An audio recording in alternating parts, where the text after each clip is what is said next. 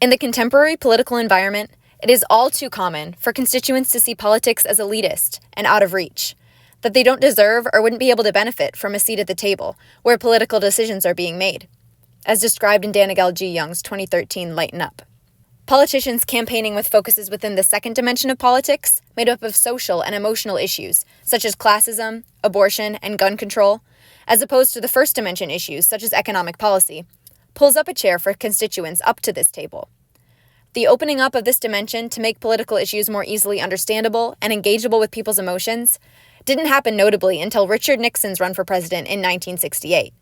But emotional appeals through candidates' populism has been seen throughout American campaign history. Both tactics cause an uptick in voter turnout in the United States. On the left side of the screen now, you see a chronological timeline, scrolling down, of every president in the United States, and the most focused on issues of and in their campaigns. I did not include any presidencies held by vice presidents after their predecessor's death, assassination, or impeachment, because they had no need to and did not campaign. On the right side of the screen, there's a line graph of voter turnout scrolling to the right, based on the percentage of the United States population that voted in the presidential election of each election cycle. All my data came from U.S. Elections Project's turnout datasets through the University of Florida Election Lab. Data from 1789 to 1948 is by Walter Dean Burnham, who sourced the Census Bureau's population survey and the U.S. House of Representatives Office of the Clerk's statistics of the presidential and congressional elections. Data from 1948 through the present was calculated by Michael McDonald through the Election Lab. Any president in a red box on the timeline, rather than a blue one, indicates an increase in voter turnout significantly more than 5% higher than the campaign immediately preceding theirs, outside of the first 35 years, of irregularity and unpredictability amid the then new country's population growing exponentially. I ask you to observe the campaign focuses of the candidates in these voter-mobilizing red boxes versus those of the campaigns that were not as effective in Democratic engagement. The boxes of Richard Nixon's campaigns in the 1968 and 1972 elections are white, and I also ask you to compare the number of candidates before Nixon, to himself, to those that came after, who focused their campaigns on first-dimension economic policy versus second-dimension social issues. It is also necessary to preface this timeline with, per The Rise of the President's Permanent Campaign by Brendan Doherty, it was seen as unseemly to seek the office in which candidates hoped to be elected in early campaigns of the 18th and 19th centuries. Instead, very contrary to the contemporary media environment, their supporters would campaign and fundraise for them after they got their name on the ticket. The campaign focuses of these earlier presidents were much more difficult to specify. Also, dips and spikes in the voter turnout trends you see on the right of the screen are not direct consequences of how the public responds to campaign focuses alone. Outside variables such as voting laws and restrictions, as well as political, economic, and global context during each election, affect voter turnout. An early example of this is the Panic of 1819, the first widespread financial crisis in the U.S., which led to many citizens selling their property for a means of income during a time in which property ownership was required to vote, causing a dip down to just 10.1% of the population turning out to vote in 1820. After this low turnout election cycle, we come to our first example of a presidential campaign causing a spike in voter turnout, from 10.1% in 1820 to 57.3% in 1828. Andrew Jackson campaigned in 1824, 1828, and 1832 on the populist principle of being a common man. Populism is a style of political rhetoric that claims the power rests with the people rather than the elites. It is a second-dimension style rhetoric, appealing to voters' emotions rather than first-dimension principles of what should be done, what policies should be followed, and what decisions should be made, according to Pippa Norris and Ronald Inglehart in their Cultural Backlash. Populism is effective because real America feels unseen and inferior in cultural capital to that of smart America and the creative class, per George Packer's Four Americas.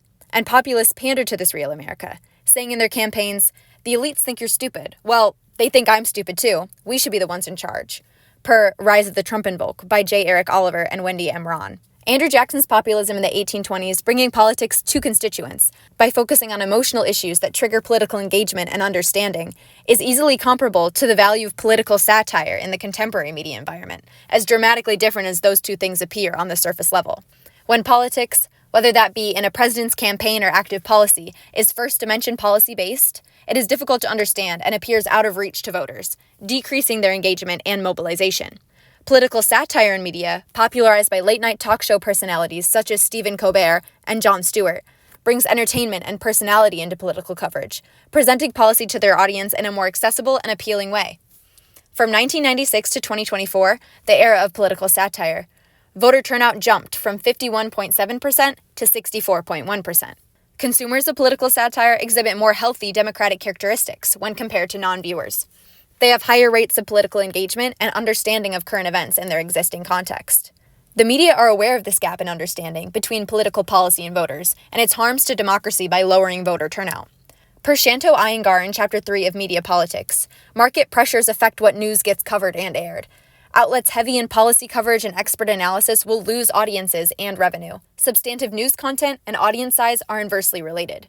Jackson's campaign against John Quincy Adams is also known as the mudslinging campaign, with both candidates personally attacking each other through what can be seen as old-fashioned negative advertising. Adams spent a lot of time in his campaign focusing on Jackson's marriage, calling him an adulterer for marrying his wife before her divorce with her former husband was finalized. According to Gary C. Jacobson's How Do Campaigns Matter, negative ads are more memorable to voters, but they have no effect on political interests and reduce support for both candidates, the attacker and the target. However, they do not suppress voter turnout and have a slightly mobilizing effect, another factor in the voter turnout spike during Jackson's campaign years of the 1820s and early 30s.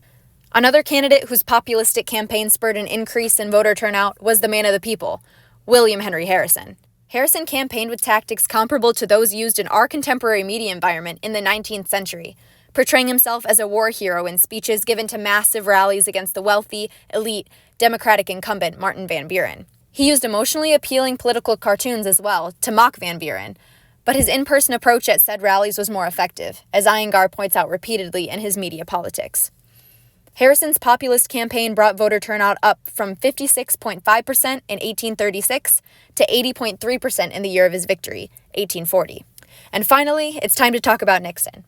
Richard Nixon first campaigned as vice president to Dwight D. Eisenhower in the 1952 presidential election, which saw a 10.1% jump in voter turnout from the 1848 presidential election of Harry Truman's second term. This speech of emotionally oversharing his and his wife's financial history as a response to the accusation, heavily spurred on by the press, that he was using an $18,000 slush fund from wealthy supporters for his personal expenses rather than on his campaign efforts, screamed populism, appealing to the public's emotions by giving the anecdote of his family dog by the name of Checkers as the only supporter's gift he kept for himself. He portrayed himself as the wholly common man, akin to Andrew Jackson, and appealed to the silent majority in an attempt to unify them and their votes against elites. His personal appeal, and picking up of Republicans as constituents of the new real America, only moves forward from here through his opening up of the second dimension of politics, while the traditional Republican economic stance of cutting spending was becoming less and less supported by the public. Nixon saw this, and in order to get the votes he needed, opened up the second dimension to campaign on social issues and personality, identity politics, such as gun control, prayer in school, and abortion, rather than on the first dimension of the economy, in which his party was struggling so. Second dimension political issues are more understandable, engaging, and emotionally mobilizing to voters.